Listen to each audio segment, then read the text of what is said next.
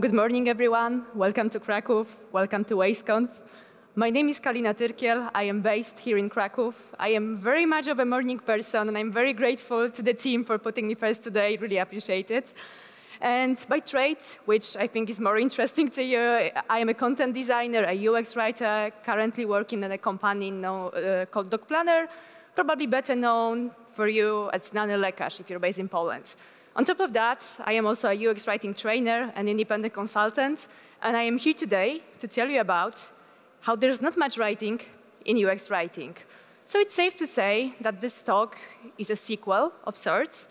I was here 2 years back in the very same venue at a conference then called Design Ways with a workshop called Get Started with UX Writing. And now I am back here on this stage 2 years later to tell you about what comes next. So once you get started with UX writing, what you get started with is a pretty classic UX writing toolbox. All the things you need to learn to write properly, to write in plain language rules, how to measure these things, the readability scores, the fact that you need to guide the users through the product, and that gives you a pretty solid start. But once you get it to practice, you also learn that plain language, all these writing skills indeed, are just the tip of the iceberg. And you find yourself wondering, are plain language and UX writing really the same thing? And you may suspect the answer is not really. Yes, plain language is a part of the UX writing toolbox, but there is much, much more to that. So to create a foundation, a place where we can do the writing, we need to take care of all of these things. And this is what I also teach during my programs, during my workshops, during my lectures, that in order to create a good working, functioning environment for a UX writer, you need to take care of strategy, you need to take care of accessibility, the core itself, information architecture, and consistency between channels. And we aren't going to touch that much of the basic toolbox today. We're going to focus more on these things.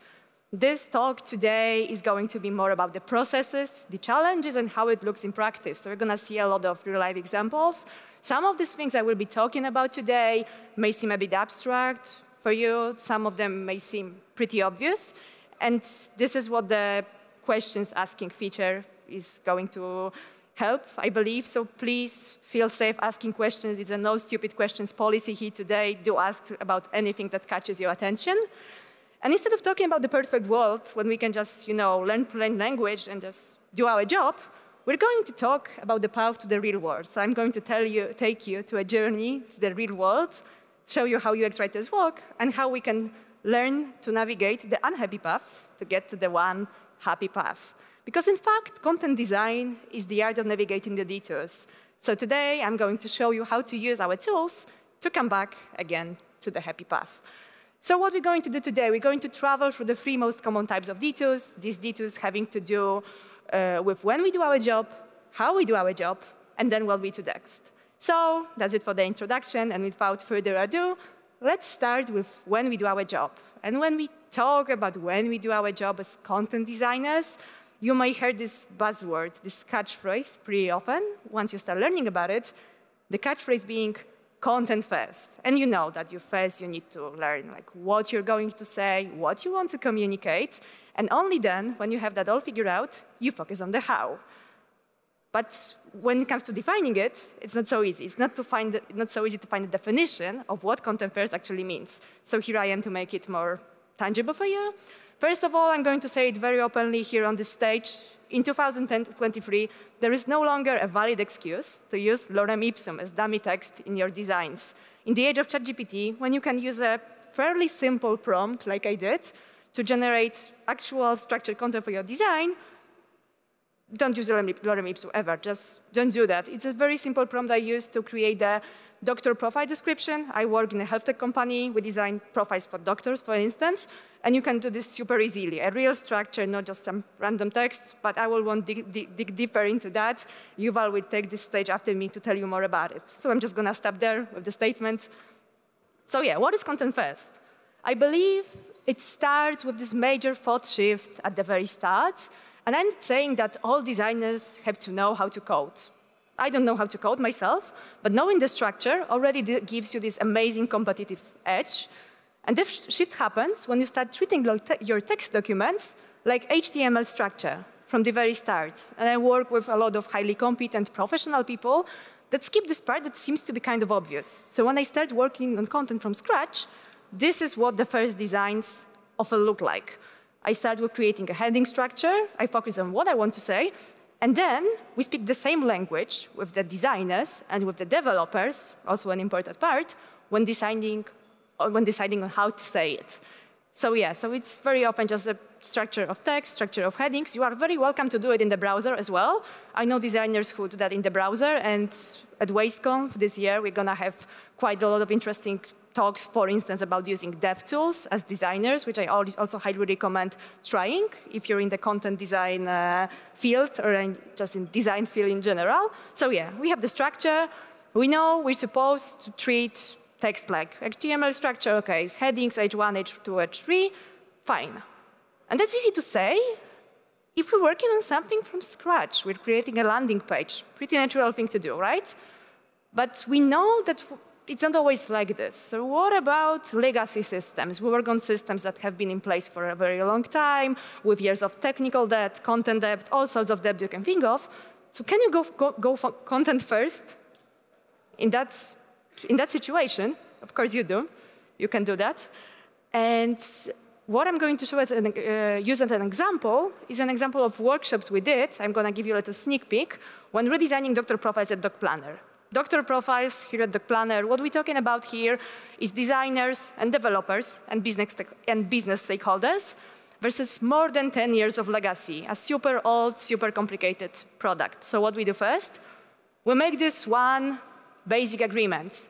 We decide we're going to start working with words only first. No interface, no code, nothing, just content. We start with words only, and when we started doing that, I did a little sneak peek. I shared a post on LinkedIn, and I saw that people were kind of intrigued. So I thought, OK, I'm going to dig deeper into that. It seems like it's not the natural state of things. So yeah, a sneak peek screenshots will follow after that. So we start with a content mapping session to decide what we're going to work on, where we're going to put it. And if I can give you a single strongest piece of advice as a content designer, is to work, so it would be to work in isolation as little as you can. Do work in groups and do work in time boxes. This is where the magic happens. So instead of putting 2 to 3 weeks of isolated work, just gather a group of people in one place for 2 to 3 hours, people from different teams, designers, developers, work hand in hand, and see what's going to happen. So this is what happened in our case. Just to give you one sneak peek into it, you can find things like this. This is a section, an essential section of a doctor clinic profile in this case, in Brazil, that I've never seen before because I didn't work on that market. And we had to prioritize it in the content mapping session because it's legally required. It has to be very much at the top. I would never find it out if I was working alone. So you can find local differences, you can find different variants, and this would take you a very long time, a lot of tiring, boring work, if not working in groups. So yeah, so you make interesting discoveries along the way. And then you think, OK, discovery part, done, nice. So what comes next? Wireframing, right? Like this is how we do it, lo-fi prototyping. Actually, what if you go even simpler? What if you go no interface at all? And there was this book years ago, still very relevant up to this day, a book called The Best Interface is No Interface. And this thought is still very dear to me as a content designer. So what we use instead are content prototypes, also known as priority guides. You can find them under these two names on the internet. And this concept is actually not so groundbreaking, not so new. It's been around since 2011, 2012, quite a long time, since the heyday, the early days of mobile-friendly design. And what you see here is a set of sections. We know what sections we're going to include in our profile. So that's the structure, the content structure. And we know what we're going to put there. So we put the headings, we put actual content that's going to be there, we put CTAs, buttons, and this gives us a solid base to work with. Yeah, again, content prototypes, priority guides, if you want a name for this. And another piece of advice I can give you in this context is when you're at this stage, do not go to Figma yet. Do not go to your dear components, actual interface elements. Start with a simple board tool, FigJam, Miro, whatever you prefer, just so you don't get tempted by jumping, to the visual part. So we do the content prototypes, and as we sit there, content designers, product designers, developers, business stakeholders again, we learned one thing. We all came to an agreement that getting the content structure right is essentially design. What's more, designing what will live in the structure, the content itself, is also design. And what we learned, that content is the holding points. And this isn't an original thought. This is a quote from a book I can also highly recommend to you, a book called Designing Connected Content by Kerry Hain and Mike Atherton. And yeah, this is how content-first design unites us within the company working on one product. So this is a real-life example for you, how it may work. I encourage you to try. Let me know how that works. I'd love to hear it. And yeah, we all learn that content is, in fact, the design behind the design. So that's it about the high level. We got the structure, we got the content itself. But what about the things that UX writers actually do? You're learning about UX writing. What a UX writer writes? What kind of thing? Microcopy, the small bits of content that live in your product. So how does this approach work when writing microcopy? What's the process of writing microcopy? Is it always so beautiful and seamless like you learn it first? Well, I'm going to show you. I'm going to show you using my favorite example, an error message. So let's consider an error message. I think they are wonderful for building your UX writing muscle, for learning. I use it when I'm teaching my students, when I teach workshops. You can learn about different complexities behind microcopy. So we have an error message, an actual request I got. Imagine you're a doctor adding a service a patient can book to your calendar. Actually, let's make it more tangible, shall we? You're a gynecologist adding a breast ultrasound service to your calendar so that your patients can book breast ultrasound. But, there's a big but, there's this feature called online payments, meaning that patients can pay for the service while they are booking it on the internet. So if online payments are enabled, you cannot add services with the price tag of 0. So what it means, you cannot add a free service. And I get a request, a Jira task, you know the drill, right? I get a request for a message that says price must be greater than 0. So what can I do as a UX writer, a person who knows plain language rules, this kind of stuff? OK, I can make it more human. I can make it more direct. So let's make it more direct. Add a price greater than 0. Perfect. We got it. My job here is done. That was easy, right? Not quite yet. Is it done? Really? So let's think about it. When I see a request that goes like, value must be greater than, a logical statement, it makes me a touch suspicious. Like, why do we have to get so technical? It seems like we failed somewhere. So I got this, I suspect that. I take a step back, and I think, OK. What exactly causes this error? So if the doctor adds a price tag of 0 to a service, is this a mistake? Or is it possible that they want to add a free service on purpose? So I take another step back, and I do an extra bit of discovery. And here's an actual Slack message, like me asking questions, like, OK, can you think of a case when a doctor adds free services? And guess what? It's not an error, because doctors do offer free services. And even using our example, one of these free services, the most common one, is a free breast ultrasound for Pink October. So what we have here, do we want to punish people for doing a good deed and force them to add a price? It doesn't make any sense at all. And this gets me to a point. I am no longer dealing with just bad experience. I'm dealing with a business case, because online payments are an extra paid feature. We're selling this to people. We monetize that way. So do we want to exclude people from using our services if they are doing something good? Doesn't seem like a great idea, right? And this brings me to the point. We are not only hurting the experience. We are not just dealing with a usability case. We're hurting our business. And when talking about UX writing and business, I have my favorite framework to do just that. This framework known as Pirate metrics. And they are called Pirate metrics because you pronounce them as R metrics. So yeah, you get the joke now. And this goes acquisition, activation, retention, revenue, and referral. This is what the acronym stands for. So again, to make it more tangible for you, we're hurting these two stages in particular. We're hurting the activation stage, so someone cannot even start using payments because it doesn't match the way they offer services. And we're hurting the retention stage. So if they want to add a free service, they think, oh, payments don't fit my offer. I might just drop it altogether. I'm going to resign. And we don't even get to the point where they provide revenue. They won't ever pay. Not to mention referral, like they won't recommend it ever because they didn't even get there, right? So yeah, so I can use Pirate metrics to communicate with business stakeholders, with designers, to say, hey, this is how this bit of writing can seriously hurt our business. Let's think about it. So what can I do?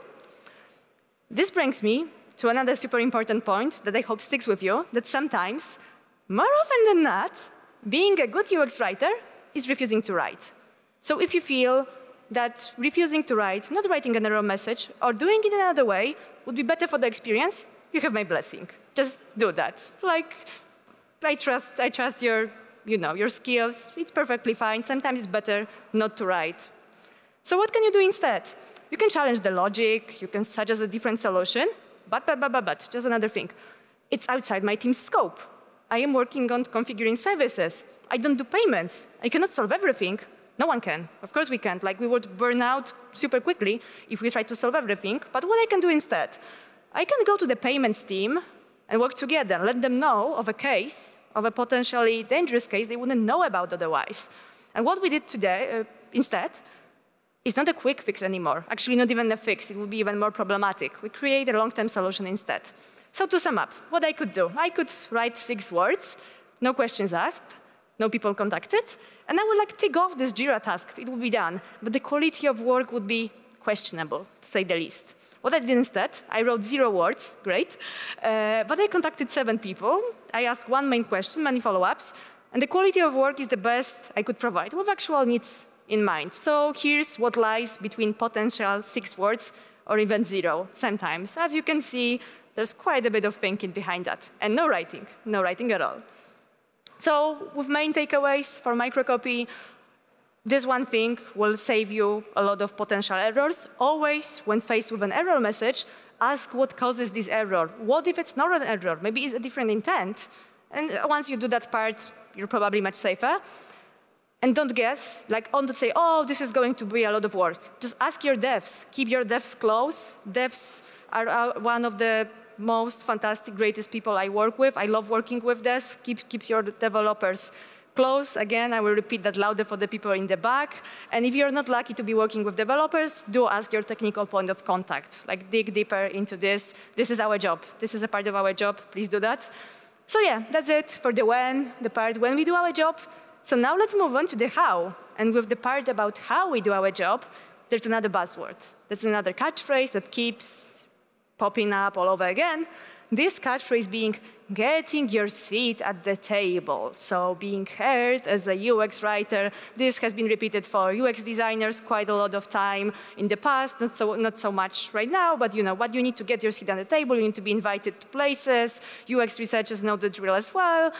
And I feel like a lot of people can relate to that, judging by the number of times this meme from the UX Writing Hub was reposted. Seems like a pretty universal experience, right? You need to invite yourself to meetings. But there's another side of the spectrum that might happen. That your job just becomes a meeting. And that's very kind, that's very noble. You're invited to meetings, that's fantastic. But you don't really have much space left outside of that. I'm not saying any of these situations is better than the other, but I'm going to show you what you can do with both of them. I've seen both. So yeah, again, something to underline, to stress, content design is design, so why not follow the same ways of working for UX designers, for product designers, and for content designers as well? How it might look in practice is you can invite yourself to co-designing sessions, but actually why not invite people, take the initiative, take the first step, and invite people to co-designing sessions with you. You're a designer, you're free to do that. And what can help you break the ice at first a little bit is to keep in time box. So say, hey, let's meet up for 30 minutes, see what happens, let's design together. Don't tell people how you work, show them how you work together, but do leave a buffer. It's quite often that 30 minutes won't be enough, you will need more time, but start small, baby steps. Invite people, to a Slack huddle, Google Meet, Zoom, whatever you're using.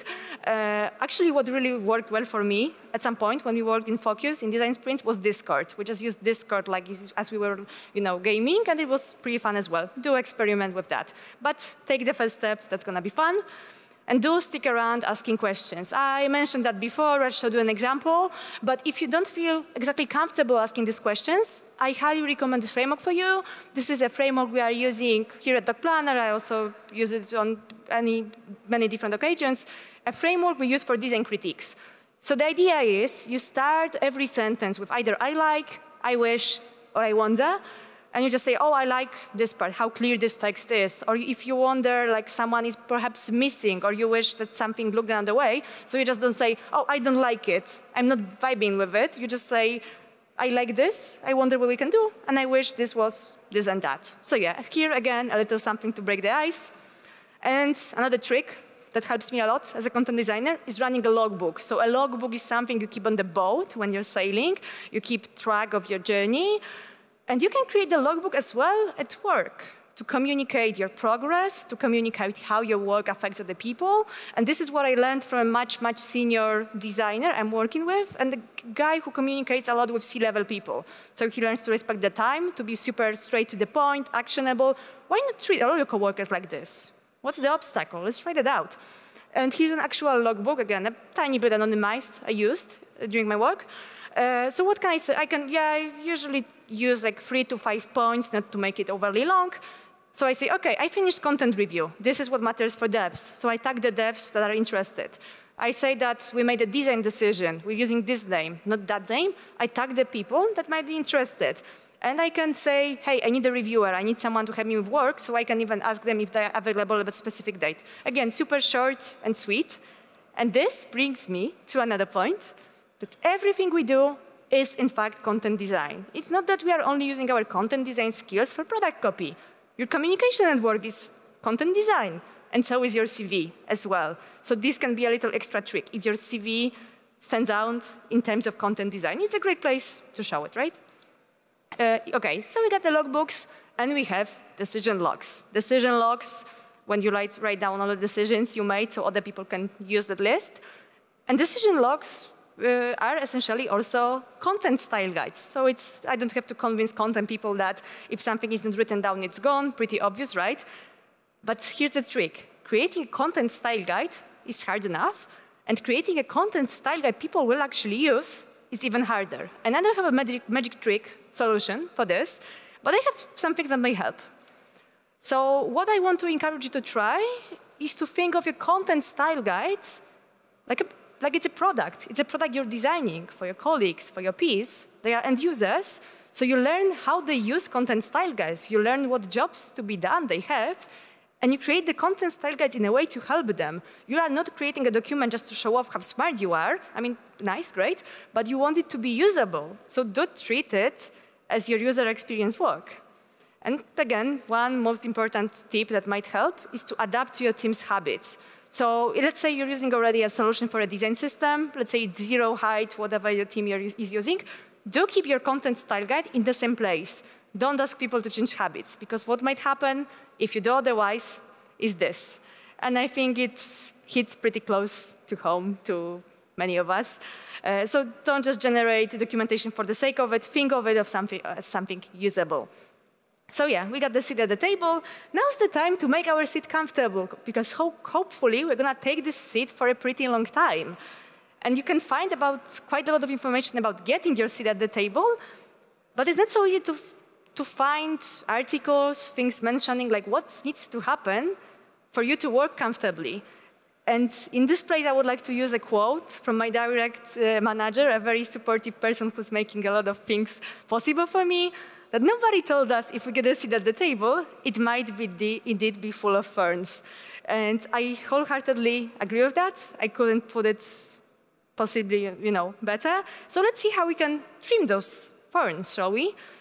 And one of the things that helped me as a content designer to make sure this work is being used by my colleagues, it spreads across the company, across the organization, was to share tips. Share small tips. Of course, like small tips won't cover the whole complexity, but just give people something to work with. So when you're providing feedback and saying, hey, this piece of content is too long, leave people with something they can act with, because these actionable ideas spread really quick. And this isn't, again, 2 examples of tips I was sharing with my peers at work. Like when you share a tip like, hey, according to this bit of research, this is how long a line in a blog post should be, these numbers stick. And you will see people sharing them further. You will see people using comments in Figma in Google Docs and sharing this with other people. It's amazing to see other people doing your work, right? So why not do that? And things like, oh, just don't capitalize whole phrases, and here's a source you can redirect people to. So don't just say, I don't like this. Just say people, hey, this is what you can keep in mind, and this is how you can make your seat, your work, much more comfortable.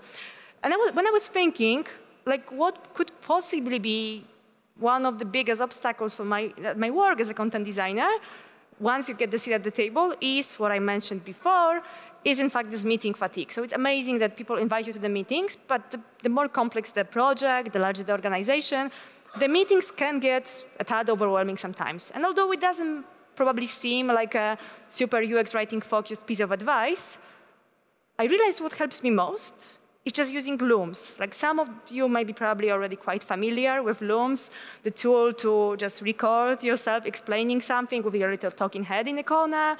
But if you are not familiar with it yet, I highly encourage you to try. I actually recorded a Loom video for this occasion, but it doesn't really work well on stage, so I'm just gonna save you the embarrassment of it.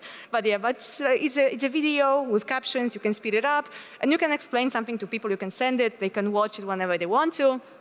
So why is it the content design is superpower? First and foremost, we're thinking accessibility. Accessibility also for our coworkers. I feel Loom fits different neurotypes in a way. Like people who prefer to watch things, prefer to listen, they get their part. If they prefer to read, like myself, I get the transcript, I get closed captions. It adapts to the way people prefer to work. Some people prefer having meetings in the morning, some people prefer them in the evening. Loom can help you work with that. I feel it also improves the design duo collaboration. So even if you cannot meet in real time for a co-designing a session with your fellow designer, you can just send each other Looms. And I do this a lot with my fellow designers. We just play this Loom ping pong, and it helps us stay in sync. I use the term design duo to refer to Paweł's presentation. It's the term Paweł, my colleague, coined, so it's not my original idea. And last but not least, Loom does broaden your reach. So if you are pitching an idea to a bigger group, these people can watch it anytime. You don't have to gather like 40 people at one meeting. And you can also use it for sharing tutorials. I do this quite a lot. I share tutorials of how to tackle certain content stuff in Figma, for instance. So I just record the Loom, and people can watch it whenever they want to. So yeah, Loom is one of the things that helps me. And one another approach, I would say, one of my favorite sets of content design tools is peer review and pair writing. And again, I believe this is something that keeps us very close with developers, with software developers, because I feel this is the way of working they are also using, and we can learn from them. It's like doing quality assurance for content, a way to overcome your biases and just work in pairs to create something that's ultimately better and do it much faster. So just to keep it 100% clean for you, pair writing is like pair programming. Pair writing is when you work together in real time, and peer review is reviewing something that has been already done by the other person. So I really can't stress this enough. I feel this would take me much, much longer if I were working on something alone instead of asking just for 5 minutes of someone's time. It may feel super simple, but I really feel this is where the magic happens. And you may ask, okay, but what if I am the only content designer in the team? In this case, I encourage you to ask just about anyone. A product designer, a researcher, whoever is available. You don't have to implement every piece of advice. But again, just asking for someone's outlook gives you this first opportunity to test something, to see if it's readable, if it sticks. So yeah, this is where the magic happens. This is the power of content design, working in pairs instead of isolation. So that's it for when we do our job, how we do our job. Now's the time for what we do next. And for this part, I'm going to use a personal story instead. I would say I learned just as much about content design during my so-called build time at work than I do during my free time, just, living in the world, experiencing things, using different digital products, or observing people. And here's a story about, well, my partner, a guy protecting something dear to him, buying insurance, protecting his bicycle. So one thing about Krakow is that Krakow is a wonderful place to live, but if you do own a bike, it might be that these bikes go missing under mysterious circumstances. So if you have a bike, it's a wise thing to buy insurance. It takes quite a while because you need to put all the serial numbers, all the documents. So I would say like more than an hour, between an hour and 2, depends if you know where you put your documents, right? Yeah, so we go through a long form, you purchase it. Okay, nice, done. And then you see the FAQ part at the very end. And this looks pretty nice at first look. It's not an exact screenshot because it was in Polish, but I think it's pretty faithfully rendered from what it was. So you see this list of questions and answers, nice, short, scalable, headings, pretty cool.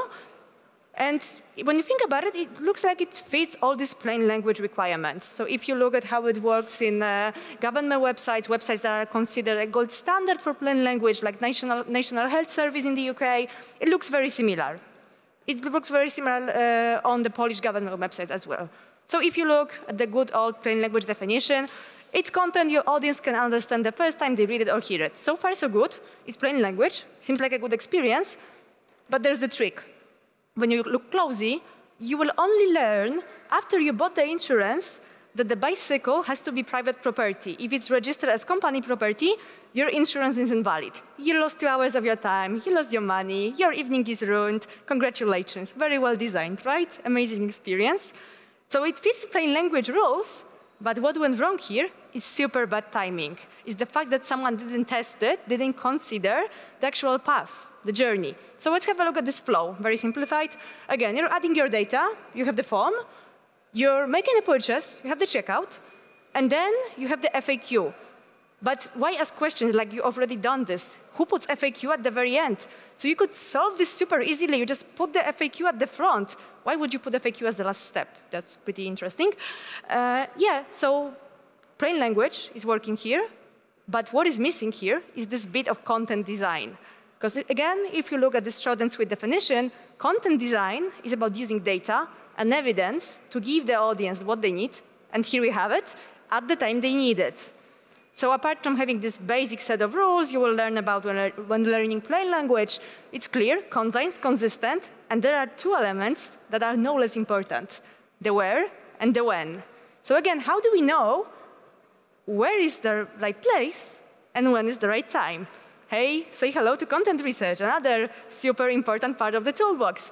It's about, again, back to the content design definition, it's about using data and evidence. So here we go, how do we find data and evidence?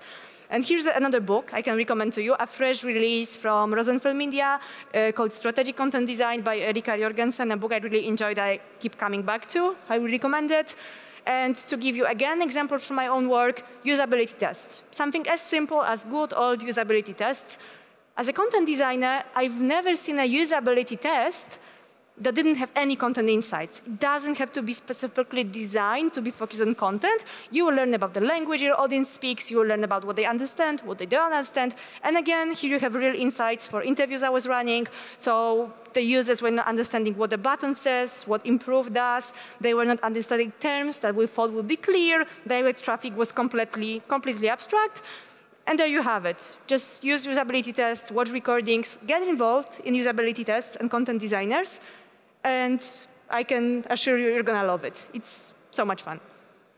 So we have usability tests, another classic type of structure for dealing with data, funnels. Sales funnels, marketing funnels, pretty common in there, but also incredibly insightful for content designers. So you have a funnel with a flow of an experience. Let's say a doctor is getting onboarded, again, using an example from Doc Planner, onboarded to our platform. And they need to, first they get a welcome email, then they need to add data, configure booking for the patients to book a visit, and then add payment data. And you can see the leaks in the funnel. So you can think about how you can plug the leaks as a content designer. So there's a drop and configuring booking. Oh, there's a form. Maybe it's too long. Maybe it's too hard to understand. Looks like a job for us. And then we have the last part, adding payment data. Maybe something isn't clear. And here's a part for us to step in and think about how we can make the plug. So yeah, usability tests, funnels, but still we're missing something. What if the bad thing, the tragedy, happens after the funnel? And here's where we get to our another best friend, customer service. Another team you should keep close. Customer service is, in fact, your source of truth. And in the case I just brought up, we would never find out that it went bad because like the user, the person booking the insurance flow, buying the insurance flow, they went through the funnel, they paid, amazing, but the complaint happens after. They didn't meet the goal. So yeah, do ask your customer service teams, do keep track of the queries, and you will know. You will know if you are doing a good job or just putting words out there and letting them be. Another thing, which I really love as a content designer, A/B testing content. Super actionable, super nice. I absolutely love it, but I love it the most when it's paired with so-called guardrail metrics. You may also know the term health metrics, but I love the name guardrail metrics because it really shows what they are doing. A guardrail is something you have at the side of the staircase, something to protect you from falling into a trap, potentially. So a guardrail metric we're using here in Doc Planner is a number of visits booked. How many patients book visits with doctors, with specialists. It's our North Star metric, the thing that matters the most, the thing we don't want to hurt.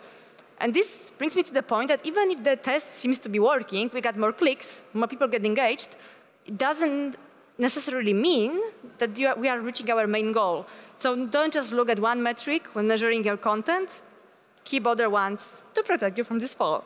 Another guardrail metrics, which I already mentioned before, are the customer service voices. And here's another important point not to be forgotten. Personal opinions of customer service people, of your stakeholders, a personal opinion is not a guardrail metric.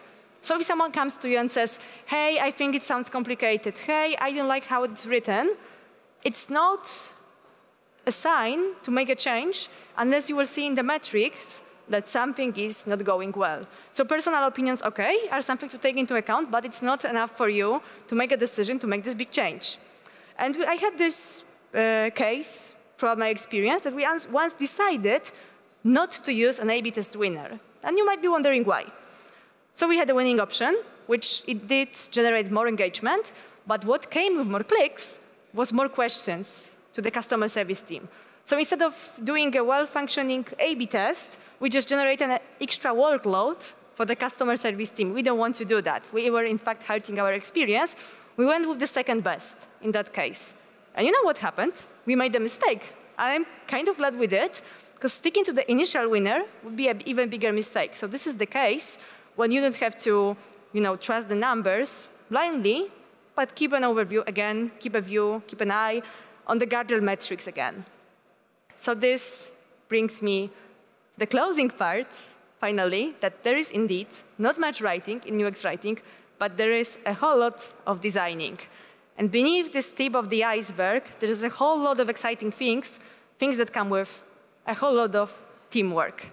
So 3 main takeaways for you, for the rest of the conference, things to apply during your day-to-day work. We won't ever do it alone as content designers, and it's perfectly fine. That's the beauty of it. It's teamwork. We can teach, we can delegate, we can peer review, we can work in pairs, work in groups, work in focused groups. It's amazing. This is how it happens, that not writing is, in fact, also designing, and everything we do is content design. Because content design is never a solo act. So enjoy the journey and the detours as well. And here's a little gift to make your journey more comfortable. So it would make sense for me as a content designer to give you, some link text that tells you what's under this. It's a document with a summary of this presentation and some extra tips, some readings. That I hope you will find useful. I will leave it on for a little bit so you can scan it.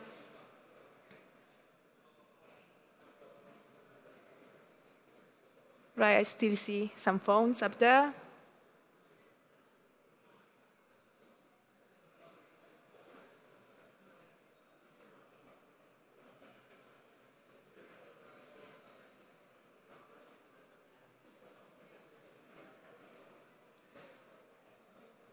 Okay, so this is what I had for you today. Don't hesitate to ask questions. Don't hesitate to catch me somewhere in the corridors. It's been a pleasure to open this conference for you today. Thank you very much. My name is Kalina Tyrkiel. You can find me under this name on LinkedIn and all other social media platforms. LinkedIn is most professional. Instagram is better if you know where to go in Kraków. Not so professional, but maybe you will need that for the rest of your stay. Thank you very much. Again, it's been an honor, and enjoy the rest of it. Thank you.